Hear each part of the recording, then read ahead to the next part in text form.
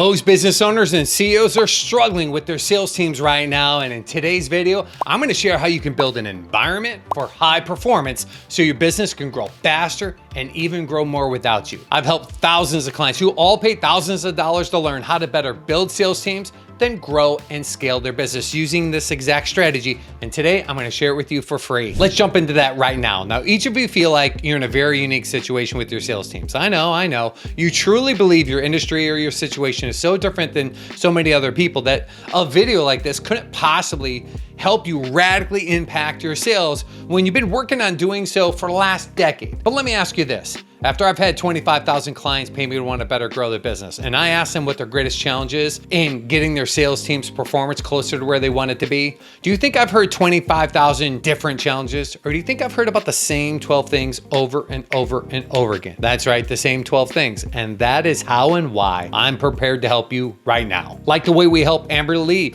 grow 400% the last 2 years in a row. She's going to process north of $3 billion in a merchant account processing business. And Jordan, he grew sales from 25 million to 50 million in just 12 months. Or Lemmet, Paul's favorite company, they increased sales and production by 70% in just 7 months. Let alone Ron DeHaas, he sold his company to his employees, but only after he grew his $5 million a year business north of $30 million a year. Here's a major distinction between those who continue to crush it with their sales teams and those who chronically struggle. It's if they've created a culture of achievement, period. I want to be clear. I'm not talking about a management issue, because management is like doing the things right. Rather, leadership is doing the right things. So doing the right things when they exceed a goal, as well as doing the right things when they fell short of a goal. So let me share with you the TM3 achievement strategy to make this very simple. You're going to draw 3 lines in the sand. Well, you know what? Let me just do old school here. Let me pull out a whiteboard and let me just share that with you right now. So you're gonna, in a given time, have a situation where you communicate what the goal is gonna be. And they should be able to conceivably hit this goal. But most fail miserably by doing a couple things. One, they never communicate the goal for their team. But let's just say you're not that sophomore, you're actually communicating goals. They let the minimums become maximums. They only communicate a goal. And then when people fall short, they're upset at them, demoralize the sales team, and then they don't produce. What you really want to do is you want to be able to articulate the other 2 lines in the sand. Down here is the you will line.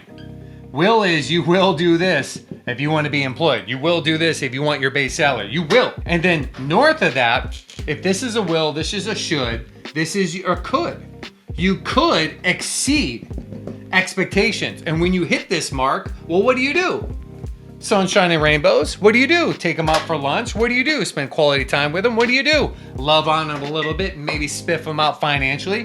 What do you do down here? You know exactly what you should do, but you're probably going about it inappropriately. Let's go talk about this for a minute. You're going along and you hit this mark. Again, we talked about that. But what happens when someone's performance hit here? You must be able to communicate them in advance. What will happen when they hit this line, this will line? When they fall below the minimal acceptance level line, you have 3 plans. The first one, training. That's right, the first thing you do is take personal responsibility that I must have failed you if you're underperforming. I didn't give you enough training. So you lean in on loving them. Second time they do that, you provide training again. Obviously the training didn't stick, but you add in a negative consequence. Some kind of negative consequence. I don't care what that negative consequence is. Maybe get sent home without a day's pay. Whatever, it must be felt significantly. The third one, you're out. See you later. Here's your 2-week paycheck. Adios. You failed to step up. It's stepping up or out. You must do this in a tight order. The reason being is when you let that person go, it's not really so much for the person you let go as much as it is for the rest of the team. Because now the team knows their manager is not blowing smoke. They're not, full of hot air. This isn't an empty promise. They mean it. You might need to turn someone over before the rest of the people take it serious. So this is a great opportunity for you to create a culture of achievement, is to draw 3 lines in the sand. This is your goal. This is the minimal acceptance level. And this is the line to where I'm acknowledging you're exceeding an expectation, and I want you to be rewarded for doing so. 3 lines in the sand. Now, let's just say you've been doing 3 lines in the sand. The biggest mistake I'll see is people don't transparently, at the beginning of each sales meeting, rank where everyone's at. Literally, names on the board. Here's Bob. Bob's been with you for 20 years, but Bob's been sucking hind tit lately. You got to let everyone know, because you got a bunch of stories out there about Bob kicking butt, taking down names. But if people emulate Bob's behavior today, they're going to get Bob's type of results. You must let everyone know where they're at. Julie over here, crushing it. She's the superstar. Everyone's cha, cha, cha, cha, cha, right? And then you got your team, wherever they must lie. People want to know where they are at based on their identity. Am I an achiever or not? Some people are going along doing mediocre performance, and they think in their mind's eye they're crushing it and they're a top producer. No, you're not. You didn't sell profitably. Maybe your KPI in this board is you didn't have as many sales, or you didn't increase the frequency from which your clients are purchasing from you. Whatever your key performance indicator is that's important to you lately, make sure you have that measured out. So transparently and publicly in front of your whole team doing that. Well, I don't want bad news to be shared to the team. Okay, great. You know what? Fine.